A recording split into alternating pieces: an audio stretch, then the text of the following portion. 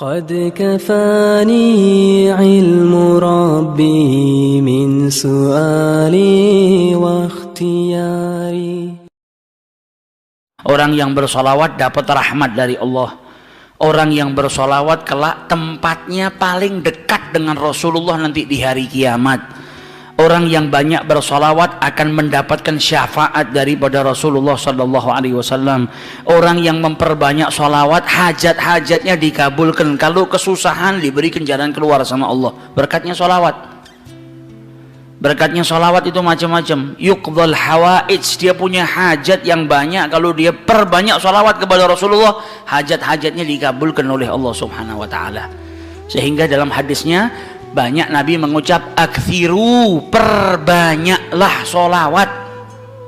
Yang paling dekat dengan kau kelak di hari kiamat adalah yang paling banyak bersolawat saat di dunia.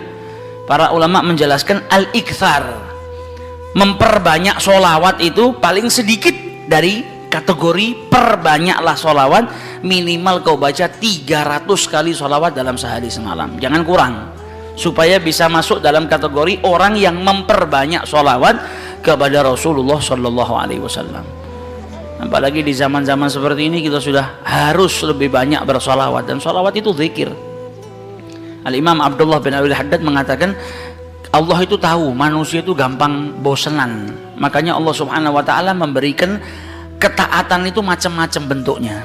Zikir pun macam-macam, ada astaghfirullah, ada kalimat tauhid la ilaha illallah, ada tasbih, ada tahmid, ada solawat. Karena manusia itu punya tabiah bosen, malal. Kalau zikir itu cuma satu, ditakutkan dia nanti sumpek, bosen. Kalau bosen akhirnya dia nggak memperbanyak. Tapi ketika ada banyak macam ketaatan, engkau bisa taat dengan sholat, engkau bisa taat dengan berzikir, engkau bisa taat dengan Allah Subhanahu Wa Taala dengan bersedekah. Macam-macam taat, macam-macam zikir ini menjadikan supaya kita tidak putus untuk ingat kepada Allah Subhanahu Wa Taala. Jangan sampai bosan. Pada dasarnya manusia itu cepat bosan, tapi bukan berarti terus saya bosan dengan istighfar, saya tak ganti ini. Jangan gantinya kita karena bosan, tapi diselang-seling supaya kebosanan tadi tidak timbul. Nah, salah satu yang harus kita perbanyak nanti di bulan Rabiul Awal, bahkan di hari-hari lainnya kalau bisa, yaitu sholawat kepada Rasulullah Sallallahu Alaihi Wasallam. Khususnya di zaman fitnah seperti ini, kita butuh banyak sholawat supaya dapat rahmat dari Allah Subhanahu Wa Taala, supaya kita diberi keselamatan oleh Allah Subhanahu Wa Taala, dan manfaatnya sholawat banyak sekali. Sehingga diceritakan dulu ada satu orang punya utang 500 dinar. Dia punya utang banyak sama orang, kemudian datang waktunya semua pada nagih, maka dia kebingungan, nggak punya uang. Akhirnya dia pergi ke salah seorang saudagar, dia pinjam uang 500 dinar. Diberikan sama saudagar tadi. Sebelum diberikan ditanya, kapan mau kau kembalikan uang ini? Maka dia berkata, insya Allah di tanggal sekian saya kembalikan. Uang itu diambil, dia bayarkan hutangnya satu persatu. Selesai dibayarkan tidak tersisa uangnya, nggak ada sisa modal untuk dia putarkan supaya bisa bayar utangnya yang 500 dinar ini. Karena apa? Memang dia pinjam sesuai dengan kadar hutangnya. Sampai ketika datang waktu jatuh tempo, yang punya uang datang ke rumahnya nagih, mana uang 500 dinar yang kau pinjam? Kau janji hari ini akan melunasinya. Maka dia bilang, demi Allah sepeser pun saya nggak punya. Saya belum mendapatkan apa-apa untuk saya bayarkan kepada dirimu. Maka yang punya uang nggak mau tahu. Engkau janji tanggal sekian mau kau bayar, sekarang sudah jatuh temponya, maka bayar hutangmu sesuai dengan ucapanmu. Dia bilang saya nggak punya. Lalu begitu ayo pergi ke Qadhi, pergi ke hakim. Nggak benar ini perbuatanmu. Maka yang utang tadi dibawa sama yang punya uang ke hakim. Diceritakan perkaranya, ditanya sama hakim, kenapa tidak kau bayar hutangmu? Bukankah engkau berjanji hari ini akan melunasinya? Dia bilang, iya saya berjanji, tapi saya nggak punya uang. Saya bukan pengkhianat, bukan orang yang mau berdusta. Kalau berdusta saya akan bilang saya nggak punya uang. Nggak ada perjanjian di sini, nggak ada bukti. Tapi saya ngaku kalau saya punya utang dan hari ini saya nggak punya uang untuk saya bayarkan. Maka Qadhi berkata apa? Kalau begitu kau melanggar janjimu, maka engkau harus dihukum, engkau harus dipenjara. Maka yang utang tadi bilang apa? Kalau begitu ya sudah. Kalau memang hukumannya saya harus dipenjara karena saya nggak bayar utang, ya sudah saya terima. Tapi tolong berikan saya waktu 1 hari. Saya mau kembali ke rumah saya mau izin dengan istri dan anak-anak saya. Besok saya akan kembali ke sini lagi dan masukkan saya ke dalam penjara. Maka sang hakim berkata apa? Bagaimana mungkin saya bisa percaya dengan dirimu? Siapa yang menjamin dirimu? Kalau ada yang menjamin kau bakal kembali ke sini, maka saya lepaskan. Dia bilang, ya Ghadhi, kalau saya niat lari sudah dari kemarin-kemarin saya lari. Kalau saya niat lari saya nggak datang ke sini. Maka percayalah saya akan kembali di esok hari. Maka kata Ghadhi, jaminannya apa? Akhirnya lelaki tadi bilang apa? Jaminannya yang menjamin saya adalah Rasulullah SAW. Maka sang hakim bingung. Maksudmu yang menjamin Rasulullah ini bagaimana?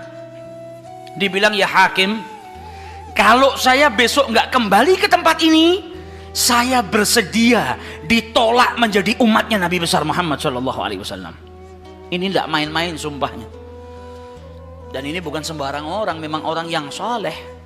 Dia bilang, berikan saya waktu sebentar, saya kembali kepada keluarga saya pamit dengan istri saya, besok saya kembali. Saya bersumpah dan saya siap dikeluarkan dari umatnya Rasulullah, nggak dianggap sama Rasulullah kalau sampai saya berdusta. Maka si hakim tadi mendengar sumpahnya seperti ini, akhirnya dipercaya kalau begitu kembalilah. Maka dia kembali ke rumah, dia ceritakan kepada istrinya, dia minta izin sama istrinya, suamimu ini mungkin besok di penjara karena nggak bisa bayar utang. Kata istrinya, kalau kau dihukum penjara, terus apa yang bisa membuatmu keluar sekarang ini? Kok tidak langsung di penjara, kok bisa kembali ke rumah? Kata suaminya, karena saya mendapatkan jaminan. Dari siapa? Dari Rasulullah. Dia ceritakan, saya bersumpah kalau saya nggak kembali di esok hari, saya rela tidak dianggap sebagai umatnya Rasulullah SAW. Maka istrinya berkata, selagi engkau ini mendapat jaminan dari Rasulullah atau kau menjaminkan Rasulullah SAW, maka ayo kita perbanyak sholawat. Semoga Nabi besar Muhammad SAW benar-benar menjamin dirimu. Karena sholawat itu manfaatnya besar. Sholawat ini berkahnya luar biasa. Maka si suami sama si istri kemudian diperbanyak sholawat, membaca sholawat yang sangat banyak sampai mereka akhirnya tertidur. Yang laki yang punya utang tadi ketika tidur mimpi berjumpa dengan Rasulullah SAW. Dan Nabi dalam hadisnya telah bersabda, man ra'ani fakat ra'ani haqqa. Siapa yang mimpi berjumpa dengan diriku, maka sesungguhnya itu aku. Karena syaitan gak bisa menyerupai Nabi besar Muhammad SAW.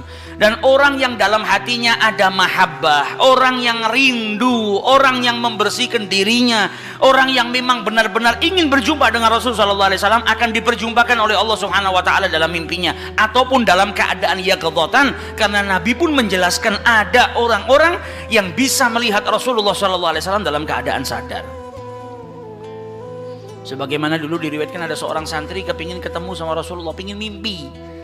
Tanya sama gurunya, sama kiainya, ajarkan kepadaku caranya mimpi ketemu Rasulullah itu bagaimana. Kata kiainya, apa? Gampang. Nanti malam kau makan ikan asin yang banyak, setelah makan jangan minum, kau tidur. Maka dia bingung, apa hubungannya ikan asin dengan mimpi ketemu Rasulullah? Praktekkan. Ini kiai mau mendidik santrinya yang betul-betul kepingin berjumpa dengan Rasulullah, pingin mimpi dengan Rasulullah SAW. Maka malam hari datang, dia makan ikan 1 piring, setelah itu nggak minum, tidur. Bangun tidur, dia pergi ke gurunya, marah, mana saya nggak ngimpi ketemu Rasulullah. Kata gurunya, apa yang kau impikan? Kau mimpi ngelihat apa? Kata santri tadi, saya mimpi ngelihat laut, ngelihat sungai, ngelihat hujan, ngelihat air terjun. Kata gurunya, karena sebelum tidur yang kau rindukan adalah air. Kau makan ikan asin sehingga kau kehausan. Yang kau rindukan dan kau dambakan air. Maka apa yang kau rindukan dan apa yang kau dambakan datang dalam mimpi. Coba setiap kali kau tidur kau rindu dengan Rasulullah. Coba setiap kali kau tidur kau ingin sekali dan minta sama Allah Subhanahu Wa Taala akan diperjumpakan dengan Rasulullah SAW. Maka kau akan diperjumpakan dengan Nabi besar Muhammad SAW. Nah, ini yang diajarkan sama para ulama. Ini yang punya utang tadi mimpi ketemu Rasulullah SAW.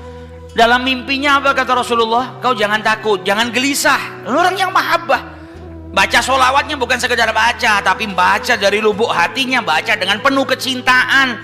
Mimpi berjumpa dengan Rasulullah dan berkahnya sholawat tadi bisa menyelamatkan orang.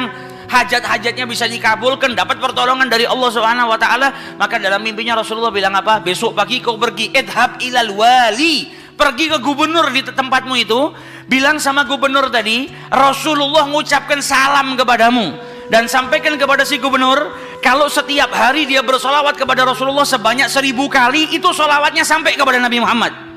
Dan sampaikan kepada si gubernur, tadi malam dia itu kebingungan, baca solawat sudah 1000 atau belum, ada salah dalam menghitung, sehingga dia itu gelisah, saya sudah 1000 atau belum.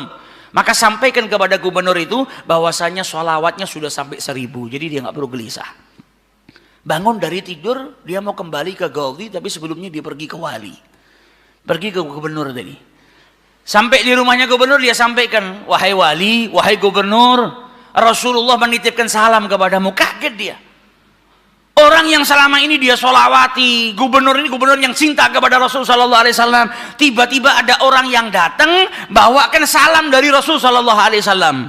Nabi Muhammad berkata kepadamu, wahai gubernur, solawatmu yang kau baca 1000 kali setiap hari sampai kepada Rasulullah. Dan tadi malam ketika engkau kebingungan solawatmu itu sudah 1000 atau belum, ternyata sudah 1000. Nabi ngabarkan kau jangan takut, jangan gelisah, karena solawatmu seperti biasa, istiqomah kau baca, jumlahnya sudah 1000. Dan Nabi Muhammad minta engkau bantu diri saya untuk melunasi hutang.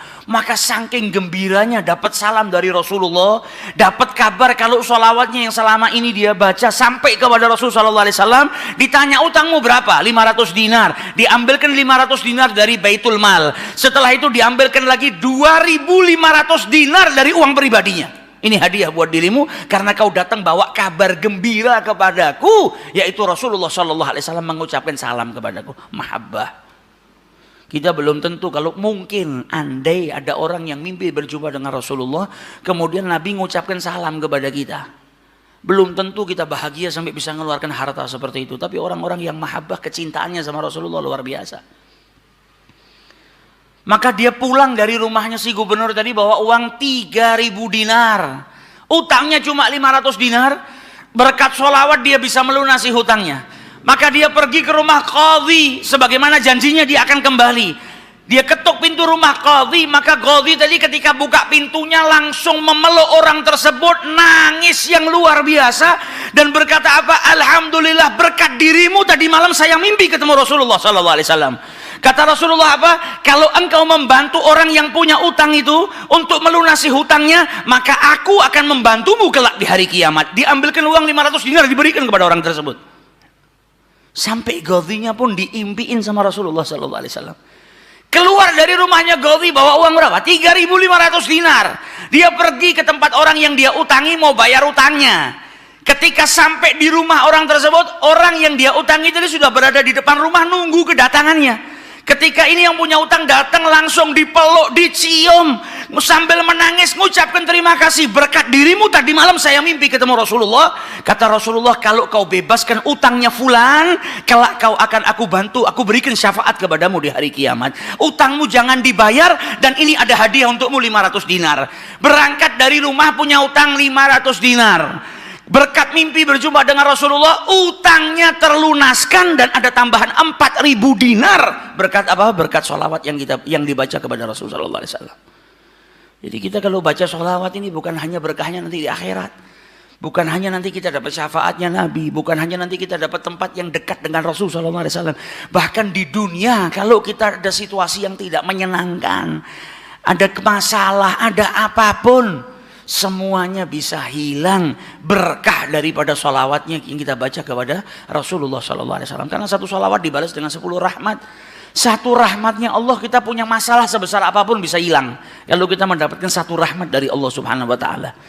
Sedangkan orang yang bersholawat kepada Rasulullah Sallallahu Alaihi Wasallam, maka dia mendapatkan 10 rahmat daripada Allah Subhanahu Wa Taala.